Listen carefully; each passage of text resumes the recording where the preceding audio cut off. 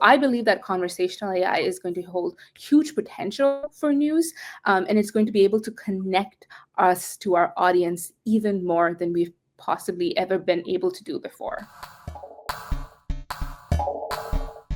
I'm Nikita Roy. I'm a data scientist and a journalist, and I'm the founder of Newsroom Robots Lab. We are an AI research company for the news industry, currently incubating out of Harvard Innovation Labs. And I'm also a Knight Fellow right now at the International Center for Journalists. AI is going to make news as a conversation. At its core, news is going to just move beyond that written word. It's going to be a two-way interaction that we are going to have with our audience. If you look at the history, traditionally, news has been a one-way interaction. We broadcast news to our audience, and they consume that passively.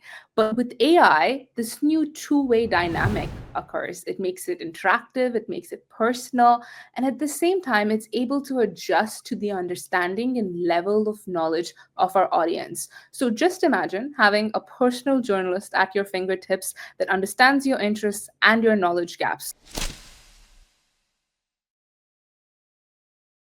So a lot of the conversational aspects so far have revolved around chat. So we have seen a lot of chatbots that have been there. We had Aftonbladet in Sweden actually did a chatbot for the EU elections.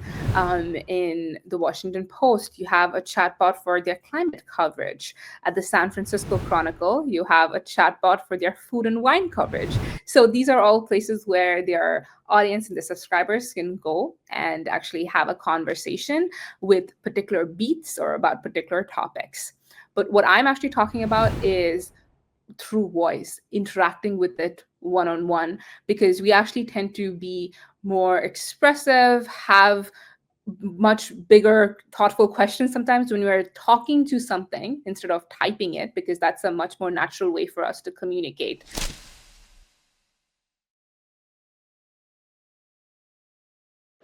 So this is our Ask Nikita bot, and you can go have with a chat conversation or call it, and in over 25 different languages that you can talk to it. And once you have your call, you can also view your transcript or share that call, so you can share it with people, that knowledge and insight. So here's an example of how that works. We just get started. Hi, I'm Nikita Roy. What's on your mind? AI tools, newsroom innovation, or something else we can brainstorm together? I'm just getting started with AI in my newsroom, and I'm so lost. I don't know where to get started, what to do. I totally get how overwhelming it can feel when you're just starting out with AI in your newsroom. Honestly, the best way to begin is by focusing on small, manageable steps that can show immediate value. For instance, a lot of newsrooms start with tools that help automate repetitive tasks. One example is using AI for generating SEO friendly headlines or summaries. So this is so as you can see, this is not just like a typical ChatGPT experience, but imagine if ChatGPT has just been fed specifically all my podcast episodes, all of the talks and trainings that I have done. So it only has that as its knowledge base to go and extract information. That's what this bot looks like, and that's what you're seeing. As you saw those examples from Der Spiegel and stuff, this is the technology, this is the technique in which you're able to you're able to make an app so that it's specified with just what its knowledge is, and constrain that knowledge so that it's not going to go and try and hallucinate and make up information.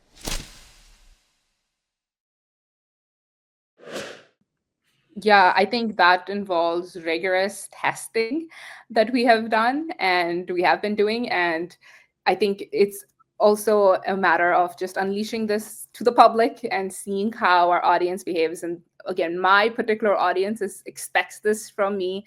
And I think one thing we are building into all of this and the way we are rolling it out is also building audience understanding about what AI is. This is where we also want that audience feedback so that we're able to improve it.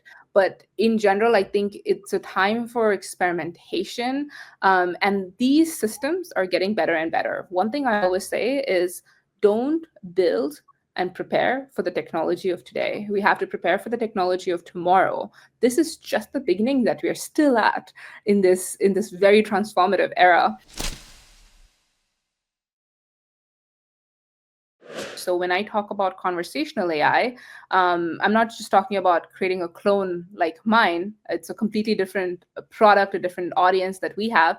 But for media houses, it's also creating a product where you can access and tap into all of the different knowledge that exists across beats that you have. So imagine you wake up in the morning and you're like, okay, tell me what are the top stories that I need to know of today. It knows that you are probably you work on Wall Street and you need to know all of the top financial stories, or if you are working in tech, you're on your way to commuting, it knows that, okay, it's able to give you an audio briefing right now, but you can go and have a two-way interaction with it and ask it questions to go deeper.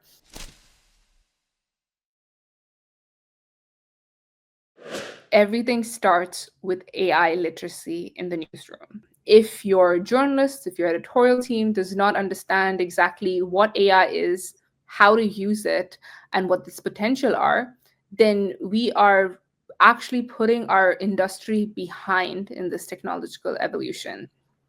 Because this is for the first time ever, actually, technology is now more accessible to anyone than ever before in history, because you just need to write in simple plain language to interact with a bot, to create a website, to create an app. All of this can be done with just plain language. This is something that was not possible before, and that itself requires a bit of training. So one of my favorite examples to talk about is a Norwegian newsroom called iTromso. They are a small local newspaper, about a 25-person team in the Tromso region of Norway. One of them has been this tool they call Jin, which is a data journalism interface for news gathering. And what it does is it goes and accesses all of the municipal records across the Tromso region and pulls that into a way that makes it easy for beat reporters, so this is specifically for urban development, to understand what are all of these municipal filings, which documents would be interesting or newsworthy to pursue for a story. So every day, about 400 to 500 of these PDF files get posted. And now it was up to the journalist, and they only had two seasoned journalists who worked on this beat to figure out what they had to do, which stories could be possible. And so it'll take them all morning, and by the time it's afternoon, that's when they start calling up the sources and going behind to write a story. And also in this home realm, I think we have to start thinking of ourselves not just as content businesses. We are not just in the business of producing content. In my opinion, journalism is all about data. A lot of it is about producing new data in this world. It's about new information that we're bringing into this world. And that shifts the narrative of what is AI versus human, because only a human is able to understand the context and the insights behind all of this data. So why not a new approach where you're having a conversation with an AI bot or a chat bot? These are just another interface in which the public will interact with this. And if you just think about like the younger audience, I'm talking about Gen Alpha. They spend time on Twitch talking to creators online, and they have a lot of AI bots on Twitch that Gen Alpha is already showing the pattern and behavior where they are already interacting with these AI bots. So there is a profound upcoming media shift that we are going to witness in the next 10 to 15 years, not just powered by AI, but a change in the audience behavior that is going to be by all the younger Gen Z and Gen Alpha that are already showing a difference in the way in which they're consuming content. So it's not always about human versus AI. I think it's a lot of like human AI collaboration is what I would say. And we as journalists, and this is why I'm very, very much really behind the position that news in the news industry has to be at the forefront of the AI development, because we should be able to take this technology and control it so that it's of benefit to us and not against us.